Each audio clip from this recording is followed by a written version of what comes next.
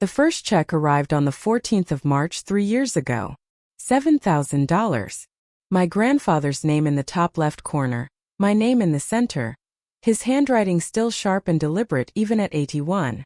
I know the exact date because I keep records. I keep records for a living. I am a forensic accountant. I trace money for a living, where it went, how it moved, whose hands it passed through, and what story those hands were trying to tell.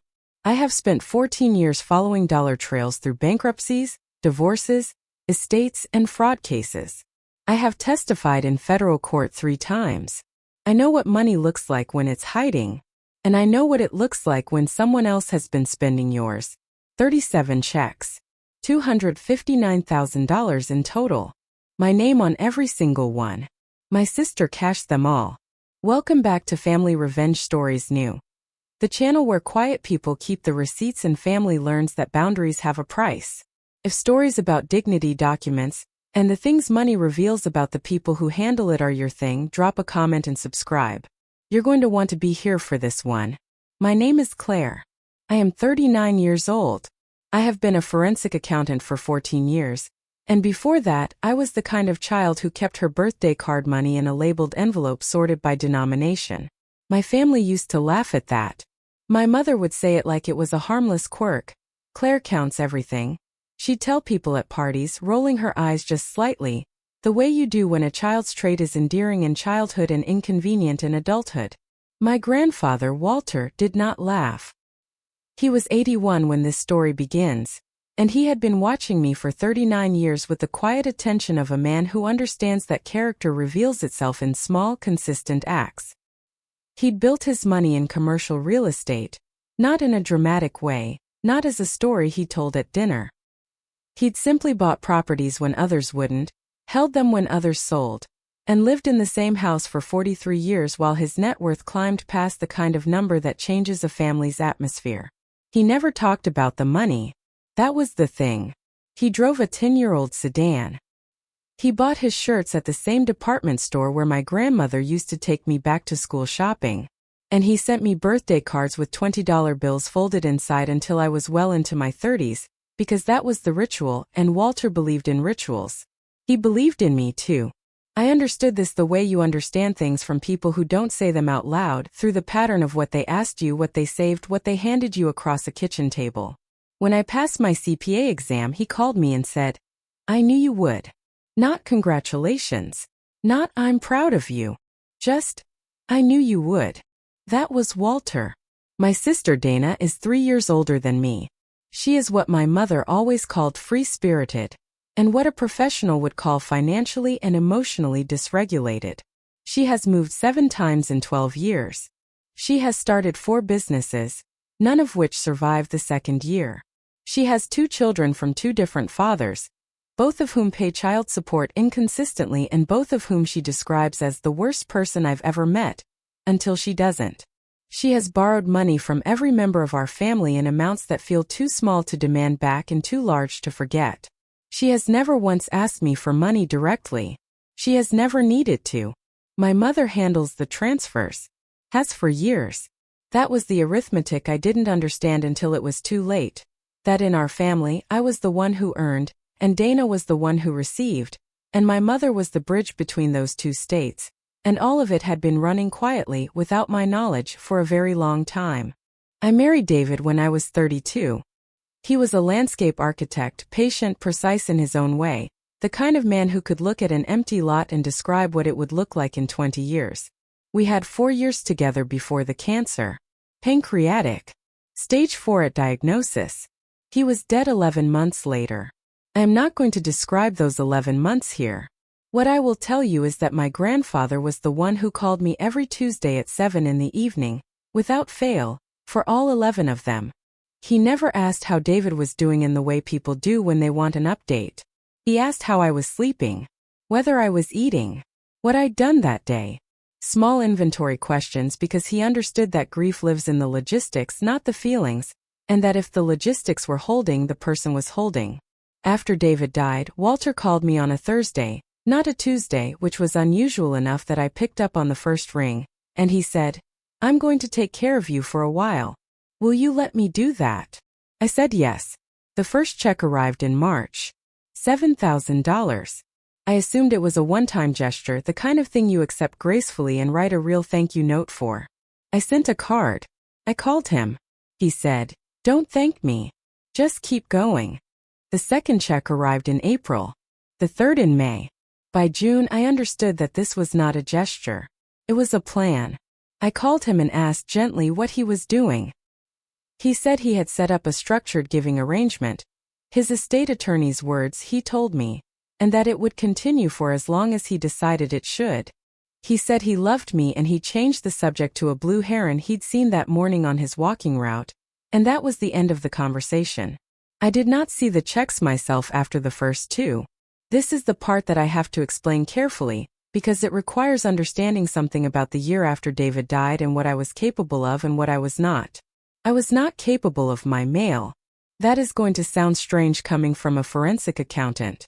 But grief is not logical, and the mail slot in my front door had become a specific source of dread.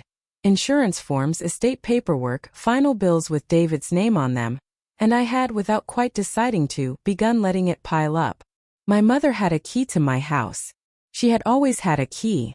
She would come by twice a week, she said, to check on me, bring food, help with things I'd let slide. She collected the mail. I thought she was sorting it, handling the things that needed handling, as she'd always said she would, and leaving the rest in the basket on my kitchen counter. I was not in a place to track what was and wasn't arriving. I was barely tracking what day it was. It was 14 months before I noticed. It was not the missing money that tipped me. It was a habit. Professional reflex. I was reviewing a client file. A probate case, a disputed inheritance, and something in the pattern of the deposits triggered a thought that I didn't even consciously register as suspicious. I opened my own bank statements. Not because I was worried. Just because I suddenly wanted to see them. Walter's transfers were not there. 3 months of transfers. Gone. My bank account showed no incoming funds from him for March, April, or May of the previous year. I set the file down. I placed both hands flat on my desk. And then, because it is what I do, I began to pull records. I went back 14 months. 37 checks. $7,000 each. Total, $259,000. My bank had received exactly 4 of them. The first 2, and then 2 more scattered across the following year. Months when my mother had been traveling, I would later realize, and unable to intercept them. The other 33 checks had been cashed at a check cashing service in the suburb where Dana lived, $7,000 at a time, plus a 3% fee that the service kept, which told me someone had been doing this knowingly, deliberately, and with enough frequency to have worked out the economics. I did not call my mother. I did not call Dana. I screenshot every bank record. I pulled the check images from Walter's bank. He used a regional bank that stored check images for 7 years, and I knew the right way to request them because I have requested records like this professionally many times. I made a folder. I labeled it. I went back to my client file and finished my notes because the work still had to be done. That night I sat at my kitchen table with a cup of tea I did not drink and looked at the folder on my laptop screen. 33 check images. Dana's signature in her looping, confident handwriting on every single line. My name printed clearly in Walter's hand, in the pay-to field above hers. She had signed her own name. Not mine. Her own. Not even forgery. She had simply shown up at a check cashing window with checks made out to a different person and signed her own name and walked away with $7,000 33 times. And someone had let her. Which meant she had a relationship with that window. Which meant this had been organized. I did not feel what you are probably expecting me to feel. I have a theory about this, that forensic accountants are somewhat inoculated against the first wave of emotional shock, because we are trained to follow evidence into places that require a suspension of reaction. You cannot cry in the middle of a fraud analysis. You lose the thread. So I followed the thread. I called Walter's bank the next morning and asked to speak with the estate services department. I told them I was a forensic accountant and that I had reason to believe there was an ongoing check fraud situation connected to my grandfather's account. They transferred me to their fraud team. I told them what I had. They told me what I needed to do next. I called Walter's estate attorney that afternoon. Her name was Margaret. She had been Walter's attorney for 11 years. She asked me to come in. I drove to Margaret's office on a Wednesday morning in October, with my folder printed and organized by date. She was a woman in her mid-60s, precise in the way that people are precise when they have spent decades in rooms where words have consequences. She offered me coffee. I accepted. She looked at my folder for a long time. Then she said, "Your grandfather updated his estate plan 6 weeks ago." I set down my coffee. She said he had done so specifically because he had begun to suspect something was wrong with the checks. He had asked me once in a phone call earlier that year whether I'd received the March payment. I had said, "Oh, of course, thank you, Grandpa," because I genuinely believed I had. I had received something that March, I was nearly certain, though I hadn't checked. He had not said anything further on the call, but something in my answer had apparently not satisfied him. He had made his own inquiry with his bank. He had found enough to be troubled. He had not confronted the family. He had called Margaret instead. Walter's updated estate plan did several things. The first was that the structured monthly giving to me was converted into a formal trust instrument, meaning the transfers would now occur through a trustee, not personal check, and would be legally protected from interception. The second was that the total amount wrongfully diverted, $231,000, which is 33 checks, was recorded as an indebtedness in the estate documents. A promissory note signed by Walter, describing the debt owed by Dana to his estate, fully documented, with my name as the intended recipient. He had known. He had known, and he had not made a scene, and he had not confronted anyone, and he had simply gone to his attorney and made it permanent, made it legal, put it in writing in the quiet, deliberate way that he did everything. Margaret handed me a sealed envelope, my name in Walter's handwriting on the front. She said he'd left it with her when he updated the plan. She said he told her to give it to me when I came in, and that he was certain I would come in eventually because I counted everything. I did not open the envelope in her office. I thanked her. I drove to a parking lot 3 blocks away and sat in my car for a while. The envelope contained 1 page, 2 paragraphs, his handwriting dated 4 months earlier. The second paragraph began, "I never confused your calm with weakness.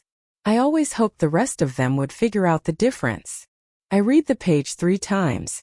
Then I folded it back into the envelope. Then I put the envelope in my bag next to my folder, and I went home. Walter died of a heart attack 6 weeks after my meeting with Margaret. Peacefully, his housekeeper said in the morning in his favorite chair with a cup of coffee. He was 82. The first call I received was from my mother, who was crying in the way she cried, loudly, with the implication that her grief required management. The second call was from Dana, who was crying differently in shorter bursts with pauses, in the way people cry when they are also thinking. I flew home for the funeral.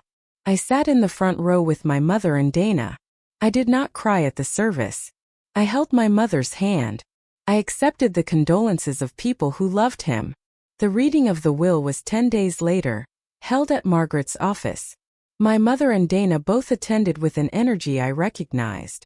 They had been talking to each other in the way they talked when they had decided something, the low register murmuring in the car, the glances over each other's heads, the practiced casualness that people adopt when they've already allocated something that isn't yet theirs. In the car on the way over, Dana said, "I think Grandpa would have wanted the property to stay in the family." She said it looking out the window, conversationally, as though she were discussing something that had already been decided in a room she'd already been in. I said, She glanced at me. I said nothing else.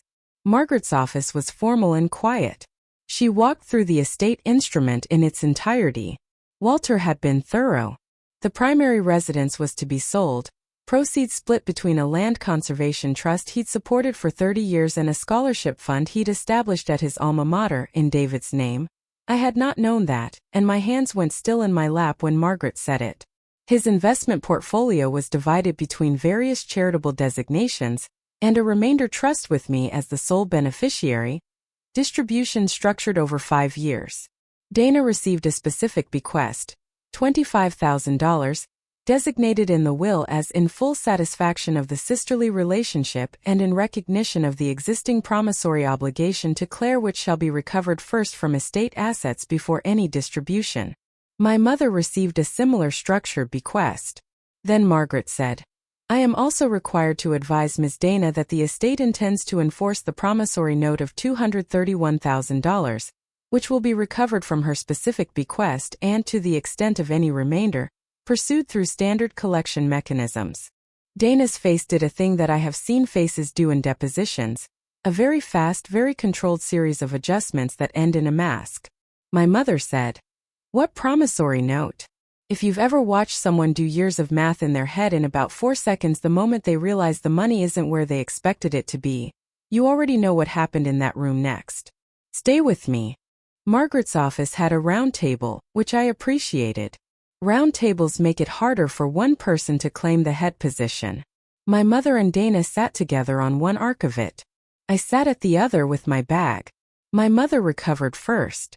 She said that she was sure this was a misunderstanding, that Walter had never mentioned a promissory note, and that these things sometimes happen with older estate plans, paperwork that didn't reflect his actual intentions. She said it in the voice she used when she was trying to shape a situation before it solidified. Dana said nothing.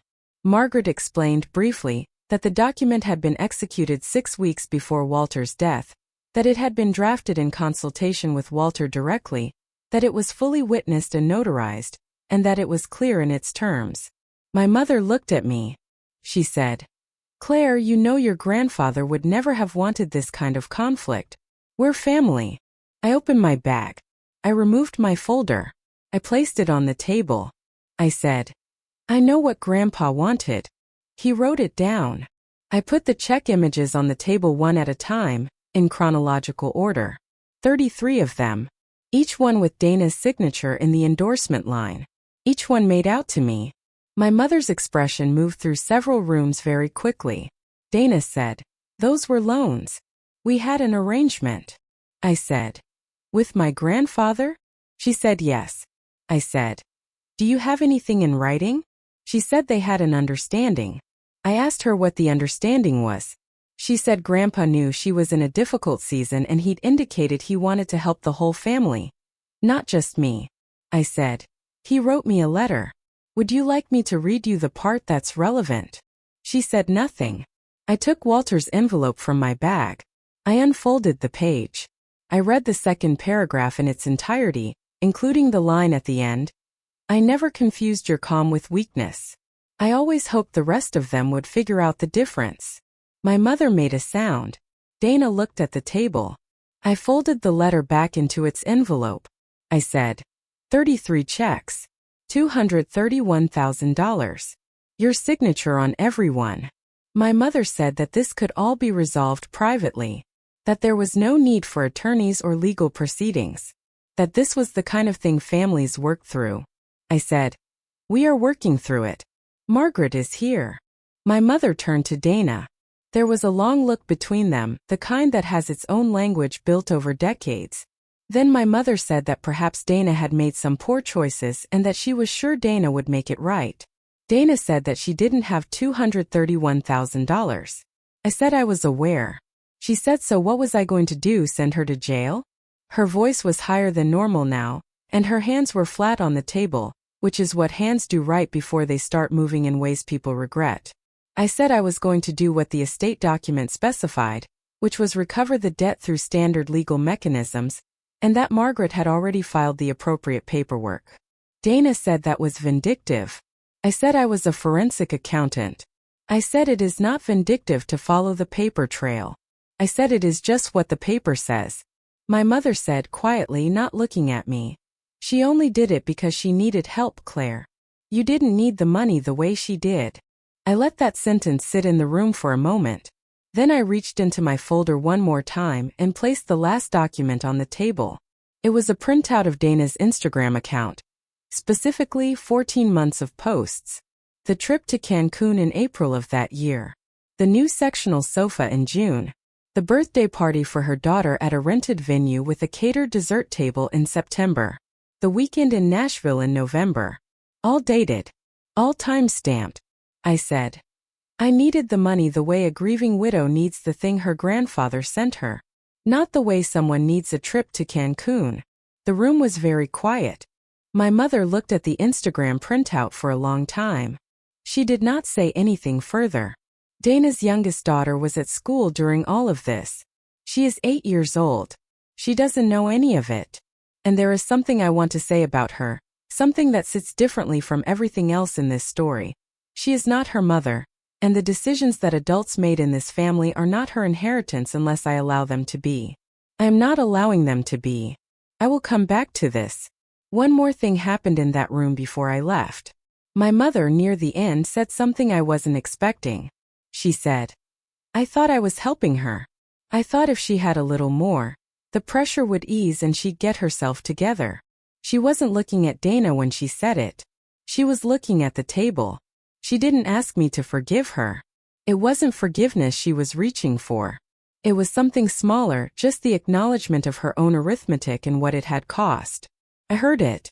I didn't respond to it, but I heard it. I collected my folder. I put Walter's letter back in my bag. I stood up. I said to Dana, Margaret will be in touch about the repayment structure. And I left. Here is what the paper says resolved into numbers. The estate recovered $25,000 from Dana's specific bequest immediately, applied against the $231,000 debt.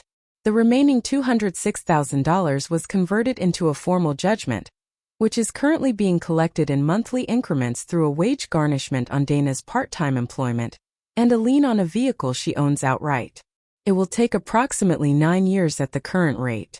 The lien attaches to any property she acquires during that period. She cannot sell the car, cannot take out a loan, and cannot ignore it. My mother's relationship with Dana has not ended. It has changed shape. My mother calls me more than she used to. We do not discuss Dana in those calls. We talk about other things. She is 71 years old and she made choices that were wrong, and she knows it, and there is nothing in that I want to spend my remaining relationship with her punishing. The punishment is not mine to deliver. The paperwork already delivered it. The remainder trust funded last quarter. The structured distributions will support me through age 45. It is more security than I have ever had, and I have been financially careful my entire adult life, which is a kind of dark irony that Walter would have appreciated. Walter's letter lives in a fireproof document box in my home office, in the same drawer where I keep David's death certificate and our marriage license and the deed to our house. It is not a shrine. It is just where the important documents go. Dana and I have not spoken since Margaret's office. My mother's friend at the church sent her a card when she heard about the estate situation. A gentle, concerned card asking if everything was all right. My mother told her everything was fine. That was her choice to make. I didn't correct it. The scholarship fund Walter established in David's name at his alma mater distributed its first award this spring. $5,000 to a first-generation college student studying environmental science. I attended the small ceremony. I sat in the back. I did not speak. I watched a 20-year-old accept a check with David's name on it, and understood that this was what Walter was actually doing with his money the whole time. Not giving it away, not losing it. Just deciding precisely and deliberately where it would do the most good. I added to the fund. Not a large amount. Enough. And then I took the last thing from Walter's letter, the part before the line about my comm, and I read it again alone in my car in the parking lot of the university, the way I'd read it the first time. He wrote, "Money is just a record. It only ever tells you what someone chose to value." He built his whole life on that sentence. He ran it through a forensic accountant's mind before forensic accounting existed. He left me every tool I needed, not just in the trust instrument but in the 39 years he spent watching me count. I count things for a living. I always have. And I finally understand why he never laughed. If this story reminded you that calm is not the same as passive, and that keeping records is not the same as being cold, take that with you. The paperwork always outlasts the argument. The document always tells the truth. If you know someone who needs to hear that their patience is not weakness and their silence is not permission, send this to them. Drop a comment, hit subscribe, and I'll see you in the next one.